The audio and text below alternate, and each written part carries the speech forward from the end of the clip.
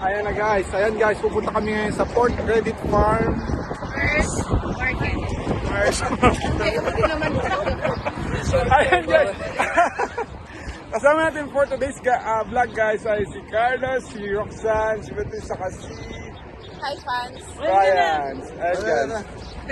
Pumunta kami sa Port Credit Farmers Market. Ayan guys. Bali mamamaligi kami doon. So tara guys, samahan nyo kami. Yung pupuntahan namin guys, bali mamamalingki kami kasi mayroong mga fresh fruits daw doon, fresh products kasi ano yun, bali if I'm not mistaken, para siyang wet market kung saan, or ano, bagsakan ng mga mga prutas, gulay. Tara guys, tignan natin kung ano meron doon para ma-surprise din tayo.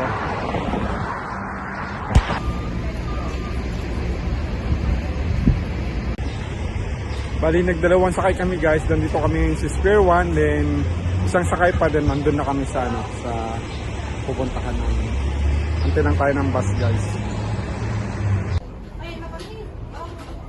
Bakit? It hurts. Nagabsog. Oo.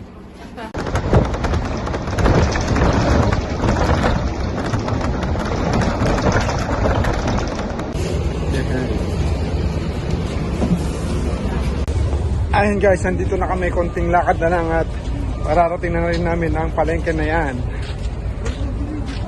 Gagawin for you, meron yan.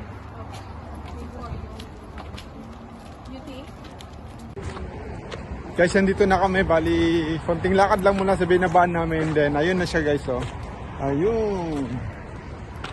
Tara guys, mamalengke tayo. Ang open market na to guys, karamihan ng mga paninda nila ay mga organic. Andiyan ang mga uong o ang mushroom, colorful bell pepper na parang plastic, at may asparagus din. Parang farm bill guys, no? Mga sariwa guys, oh. Tingnan nyo, sumiling silap pa yung kamatis. Ayan, at iba-ibang kulay ng mga kamatis na maliliit, pati na pipinong mahaba. Ayan ang mga may favorite ng patatas, pwedeng gawing french fries. Bili na guys. Guys, mga fresh dito. Hindi ko lang alam pero baka maraming organic kasi ano din dito. Sinupot na yung kinuha mo yun. Kinuha na yung ano. Akala niya kay ano yun kay Roxanne. Ato na yung tindero kasi sinusundan niya sila Roxanne. Ato na guys. Una namin nabili guys itong broccoli. You guys family? Yes. Yeah. We're with but Okay. Yeah. Rocky, right? Hi. Hello. Hi, Sunny. ayan, meron tayong ano. YouTube? Yeah. Ay, kukuha rin kami ng ano.